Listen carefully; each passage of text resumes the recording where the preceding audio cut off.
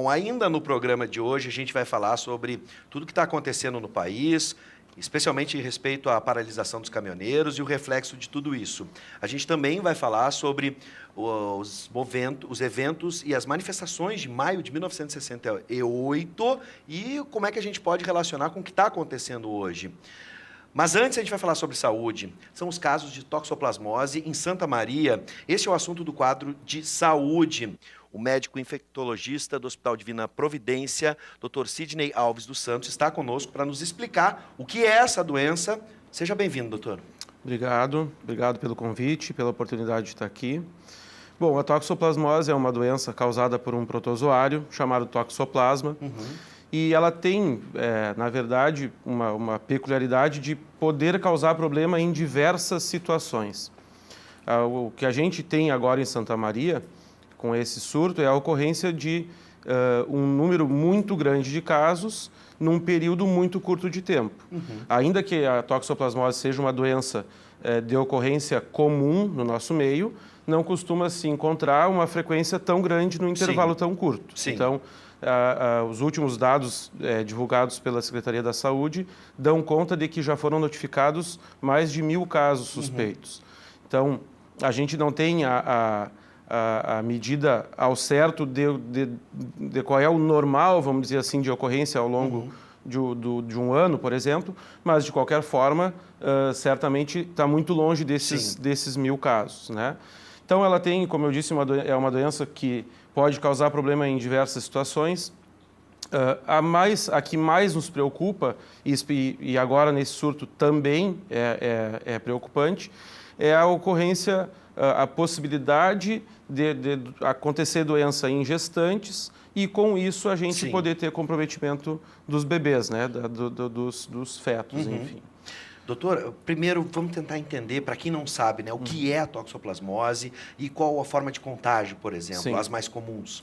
Então, quando uma pessoa nunca teve contato com toxoplasma e tem esse contato pela primeira vez, na maioria absoluta dos casos, a pessoa não tem nenhum sintoma e, por consequência, ela acaba nem sabendo que teve esse contato.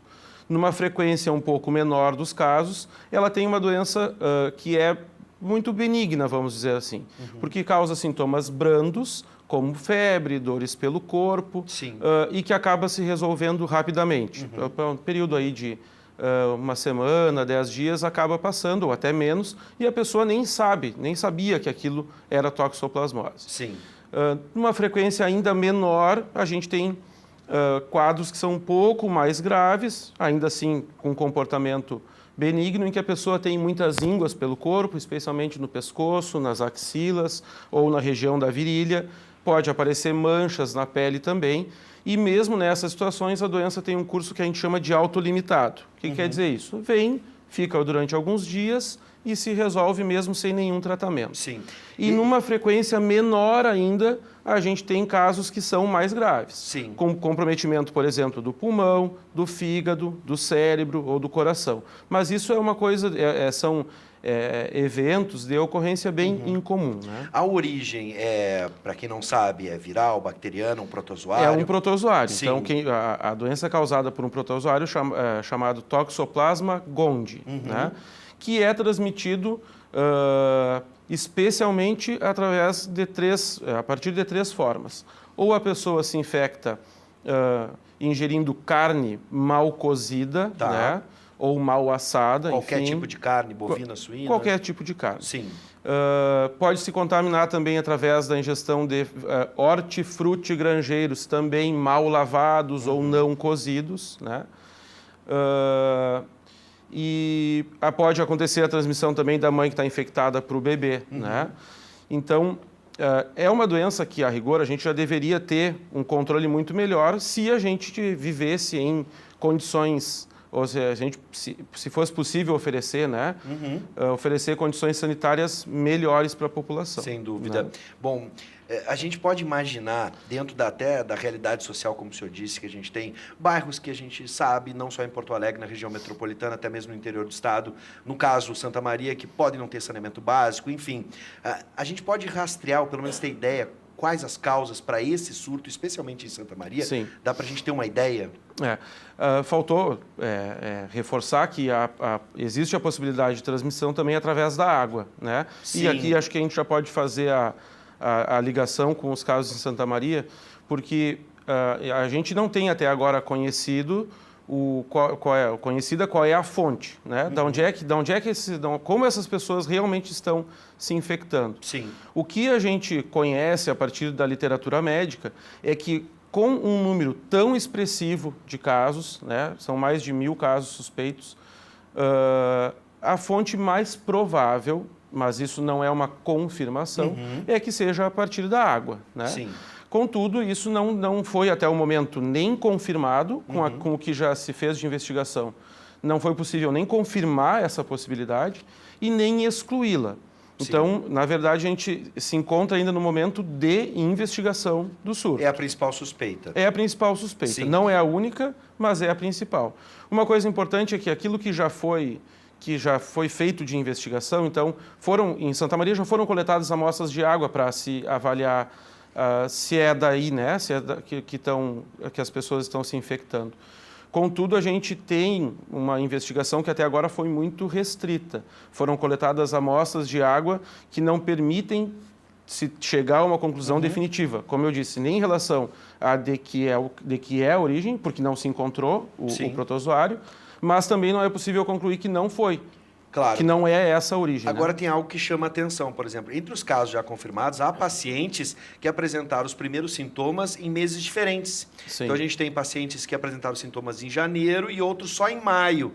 Esse prolongamento da contaminação, esses grandes espaços de tempo, também pode ser um indício de algo que esteja permanentemente infectando essas pessoas? Isso a gente pode afirmar com certeza, né?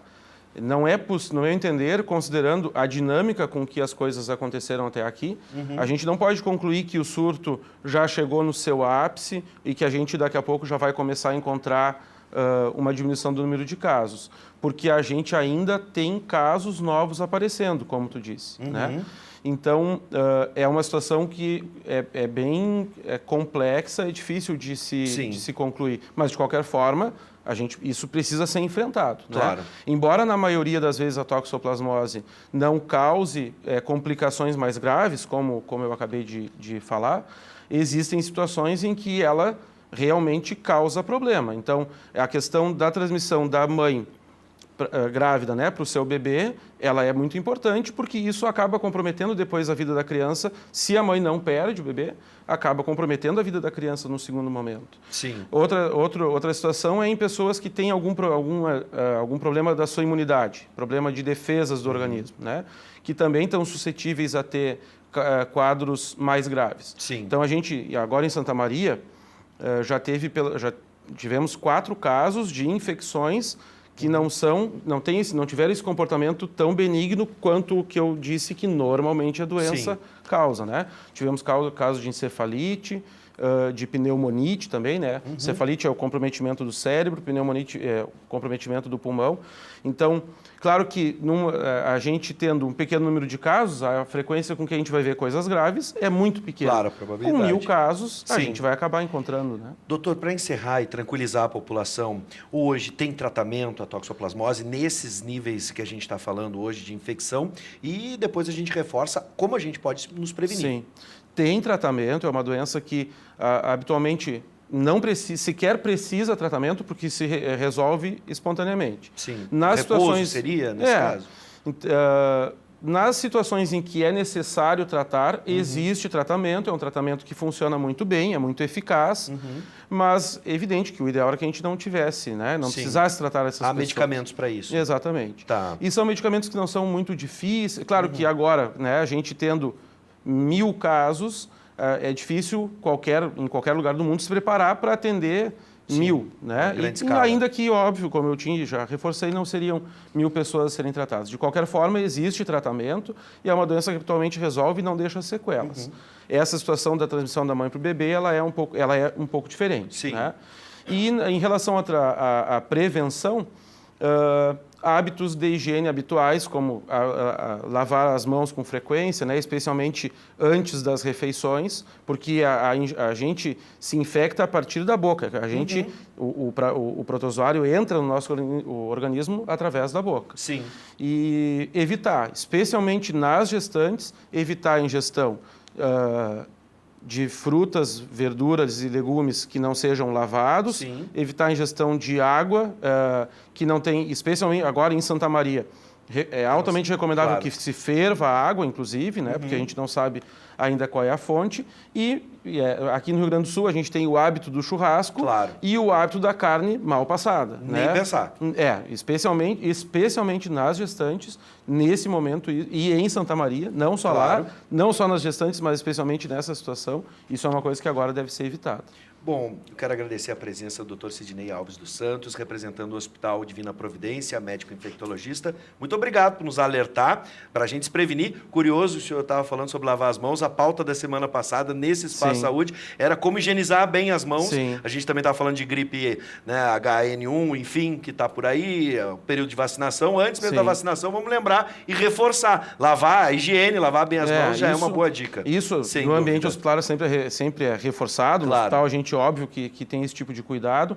Outra coisa, a gente tem no hospital serviços que estão disponíveis para poder orientar aquelas pessoas que desejarem mais informações, né, e uma conversa mais próxima, pessoal, a gente está à disposição para orientar. Muito bem, um abraço a todos da equipe do Divina Providência. Obrigado pela oportunidade. Seja sempre bem-vindo, doutor. Obrigado.